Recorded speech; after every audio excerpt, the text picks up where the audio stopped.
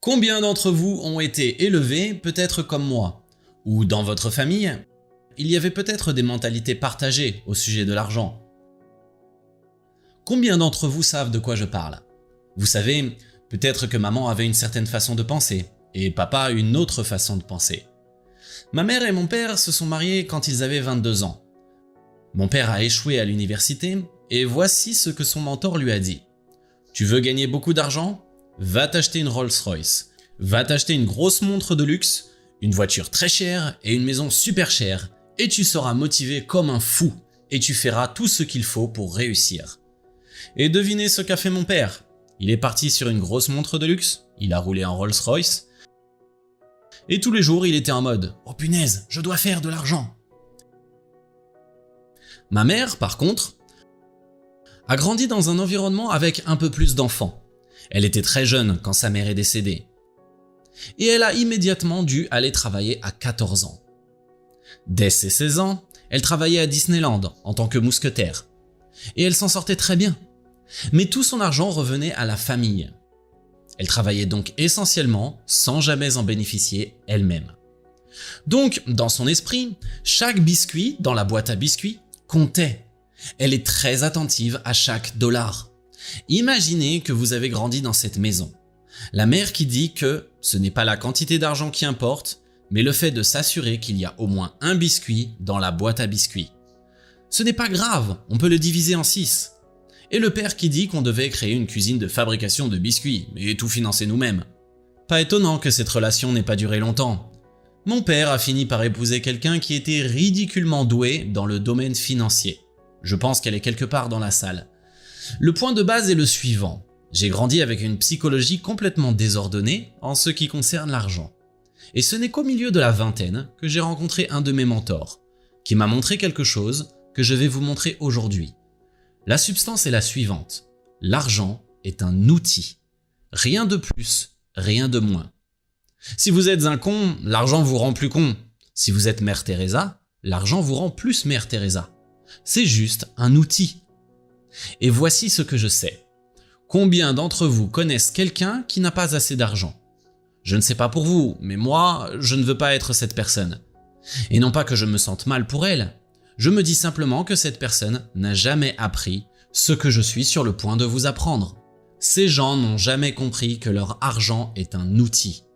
Et tout comme une application sur un téléphone, si vous ne l'utilisez pas, vous n'obtiendrez pas de résultat. Ce n'est pas combien d'argent tu gagnes qui importe, c'est ce que tu fais avec cet argent. Donc, je veux que vous écriviez dans vos notes ce qui suit. Il y a eu beaucoup de recherches sur ce sujet.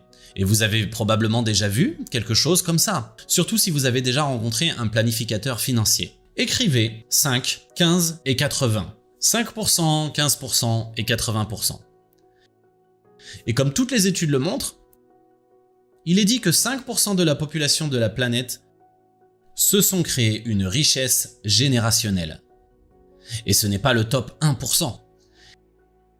Quelqu'un qui vaut 5 millions de dollars, qui a remboursé le prêt de sa maison, et quand il meurt, il transfère toute cette richesse à ses enfants. C'est ça la richesse générationnelle. Certains d'entre eux valent des millions, d'autres valent des milliards, mais ce sont les 5%. Les 15%, écrivez-le dans vos notes si vous êtes prêts. Ils sont la classe moyenne. Ils ont une maison, ils ont un peu d'épargne, ils prennent quelques vacances et sont à l'aise. Et il n'y a rien de mal avec ces 15%. Mais où pensez-vous que se situent les 80% restants? Regardez dans la pièce. Potentiellement 80% de cette pièce, je ne pense pas, mais potentiellement 80% de cette salle, quand ils seront plus âgés, soit A, doivent travailler pour gagner de l'argent, soit B, sont dépendants du gouvernement ou de leur famille pour subventionner à leurs besoins. 80%. 5% représentent une richesse générationnelle, et ça commence à 5 millions de dollars. Les 15% représentent la classe moyenne. Mes beaux-parents ont 93 et 90 ans. Ils ont une fortune de 1 million de dollars. Ils sont dans ces 15%. Ils ont payé la maison qu'ils ont achetée pour 11 $ il y a 300 ans. Chaque fois que je parle à mon beau-père, il me dit « Tu vois mes stocks de Ford ?» Il a commencé à acheter des actions Ford en 1948. Quand il a $1, il achète une action, puis 2 actions, puis 3. Mais après, devinez quoi? Il est dans les 15%. Soyez prêts. Je vais vous montrer une stratégie financière pour votre argent. Une très bonne stratégie financière. Je ne vais pas vous dire dans quoi investir. Ce n'est pas mon rôle. Je vais vous montrer des idées de ce que font les meilleurs. Voici donc la première chose que je veux vous montrer. C'est ce que font 80% des professionnels de l'immobilier. 80% des professionnels de l'immobilier, ils reçoivent un chèque de commission et ce chèque va sur leur compte personnel. Mais ce compte personnel n'est pas une SARL ou une société quelconque. C'est juste un compte personnel. Maintenant, je ne vais pas vous demander de lever la main si c'est vous, mais je vais vous dire ceci. Je voudrais vous remercier de payer beaucoup d'impôts. Merci beaucoup. J'apprécie vraiment que vous payez en trop ce que vous êtes censé payer. Continuez à faire ce bon travail. Alors, quelle est la première règle? Est-ce que je dois avoir une société? Oui ou oui? Personne ne doit quitter cette conférence que si, dans les 30 jours, vous vous êtes constitué une société et que vous êtes propriétaire de votre entreprise et que désormais, vos chèques vont dans votre compte professionnel, pas à vous personnellement. Parce que maintenant, vous avez tous les avantages fiscaux, n'est-ce pas? Laissez-moi vous montrer ce que font les 15%. Je reçois le chèque, il va directement sur mon compte professionnel. Je ne reçois plus de chèque physique. L'argent est juste transféré. Mais il va sur un compte professionnel. Ce qui signifie que maintenant, comme vous pouvez le voir, je vais avoir 3 comptes différents. Je vais avoir mon compte professionnel, je vais avoir mon compte fiscal, et enfin mon compte privé, mon compte personnel. Prenons un chèque imaginaire pour vous montrer où va l'argent. Disons que c'est un chèque de 10 000 $, juste pour simplifier les chiffres. 10 000 $ arrivent sur mon compte professionnel et la première chose qui se passe est que 3 300 $ de ces 10 000 $ vont directement sur mon compte fiscal. 3 300 automatiquement sur mon compte fiscal. Car certains d'entre vous pensent que lorsqu'ils reçoivent un chèque de 10 000 $, ils ont réellement 10 000 $. Combien d'entre vous sont dans l'état de Californie ou de New York ou au Canada? Là-bas, vous recevez un chèque de 10 000 $ et vous avez de la chance si vous en gardez 4 500. C'est ça la réalité. Maintenant, vous êtes un entrepreneur. Vous possédez votre propre entreprise. Vous allez commencer à prendre des meilleures déductions d'impôts. Vous allez faire plus attention à votre comptabilité. Vous avez probablement votre oncle Larry qui a toujours calculé vos impôts. Arrêtez son service et engagez un expert comptable qui fera plus attention. Donc, 3 300 $ vont automatiquement là. Puis un autre 3 300 $ vont sur votre compte professionnel. Et c'est là que je gère mon entreprise. Un chèque arrive, j'ai du marketing, j'ai des dépenses, j'ai des factures, mes cotisations, tout ce dont j'ai besoin pour gérer mon entreprise. Donc, 3 300 ici. Et ensuite, qu'est-ce qui va par ici? 3 400 $ dans un compte personnel. Maintenant, il semblerait que vous ayez besoin d'un budget maison. Qu'est-ce que vous en pensez? Parce que souvent, qu'est-ce qu'on fait? On reçoit un chèque et on commence juste à dépenser l'argent. D'ailleurs, si vous regardez le tout premier tableau, c'est le péché capital. Et c'est ce que font les pauvres. Ils reçoivent un chèque et ils commencent juste à dépenser. On connaît tous quelqu'un comme ça. En fait, plus le chèque est gros, plus ils commencent à dépenser. Et ils ne pensent jamais à réduire leurs dettes, parce qu'ils se disent qu'ils le feront plus tard. Parce que j'ai travaillé si dur et que c'était une transaction si difficile. Donc, je vais me faire plaisir et dépenser tout sur moi, sans compter. Et là, nous connaissons les conséquences financières que vous vous infligez. Voilà, mes amis, ce que font les gens qui prennent soin de leur argent. Maintenant, voici ce que je sais. Regardez ici.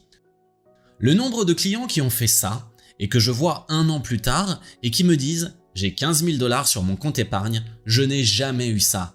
Mais plus important encore, j'ai payé tous mes impôts. Je suis à l'heure, j'ai de l'argent sur mon compte professionnel. C'est la fin de l'année et mon comptable m'a dit que je devais toucher un dividende. Donc, je vais recevoir une grosse somme d'argent à la fin de l'année. C'est génial! Je ne sais pas pour vous, mais moi, j'aime les belles choses. Est-ce que quelqu'un ici aime les belles choses? Vous savez, les voyages en famille, les vacances, les souvenirs, les fêtes, une nouvelle garde-robe, des nouveaux défis? Si vous gardez cette psychologie sans être exigeant ou sans vous donner de la discipline, vous savez quoi? Vous vous retrouverez avec un tas de belles choses et une tonne de dettes. Maintenant, écoutez, il y a des dettes intelligentes et des mauvaises dettes. Et je ne vais pas aller trop loin avec vous sur ce sujet, mais vous connaissez la différence. Une dette de carte de crédit à 19%, c'est une dette idiote. Acheter une maison et obtenir un prêt hypothécaire à 3,5%, c'est vraiment une bonne dette. On connaît toute la différence. Et je veux que vous soyez attentifs. Je veux que vous preniez soin de votre argent. Est-ce que vous avez pris une photo de ça? Vous l'avez capturé? Vous êtes sûr? Vous promettez de le faire? Maintenant, vous voulez savoir ce que font les agents très fortunés? Voilà ce que font les agents fortunés. C'est un peu plus complexe. Je le mettrai sur le grand écran là-bas pour que vous puissiez le prendre en photo. Mais plus important encore, je veux que vous dessiniez tout ça dans vos notes.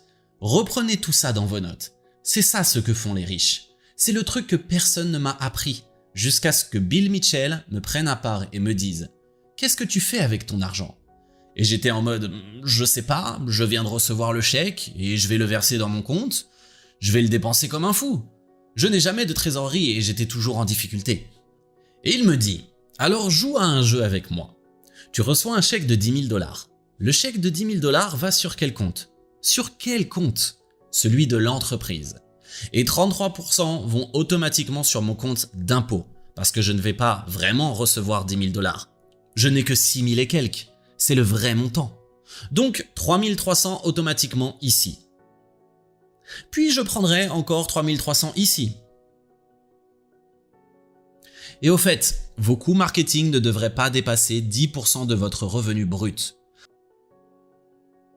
Donc, un pourcentage de ces 3 300 va aller pour couvrir les frais de vos courriers, votre marketing, vos publicités Facebook, les impressions, les brochures et tout le reste. Pas plus de 10%. Tu as reçu un chèque de 10 000 $. En fait, tu n'as pas eu 10 000 $, mais 6 700. 3 000 ici. Maintenant, je peux payer mon assistant. Et c'est là que ça devient intéressant. Certaines personnes appellent cet autre compte le compte d'investissement. Je préfère le considérer comme mon centre financier. C'est là que l'argent rentre et qu'il est à nouveau divisé. Je ne suis pas un expert financier et je n'essaierai même pas de l'être. Mais je vous donne juste un exemple de ce à quoi pourraient servir ces 3 400 $ supplémentaires. Peut-être que vous avez besoin de faire 2 affaires par mois. Tu te dis que tu as besoin de 4 000 $ par mois pour les dépenses de la maison. Donc je vais prendre, tu sais, 2 000 de mes 3 300 ou 3 400. Et où vont le reste? Vous avez un compte de retraite? Vous mettez de l'argent à la bourse ou dans des obligations ou tout ce en quoi vous croyez? Avez-vous un compte où vous mettez juste du liquide pour acheter de l'immobilier? Pourquoi pas, sur chaque chèque, prendre 5% de chaque chèque pour le mettre sur un compte appelé « Agent pour l'immobilier » et regarder cet argent grossir follement au fil du temps.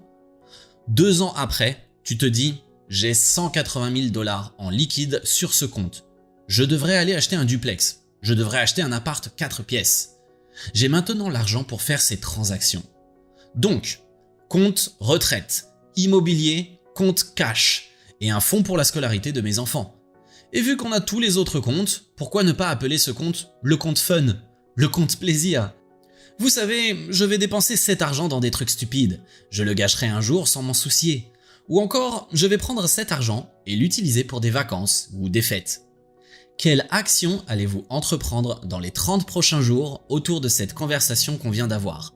Il n'y a pas d'autres informations supplémentaires que vous devez comprendre. Tout est là. Quelles actions vous allez entreprendre au cours des 30 prochains jours et commencer à les prendre dès maintenant.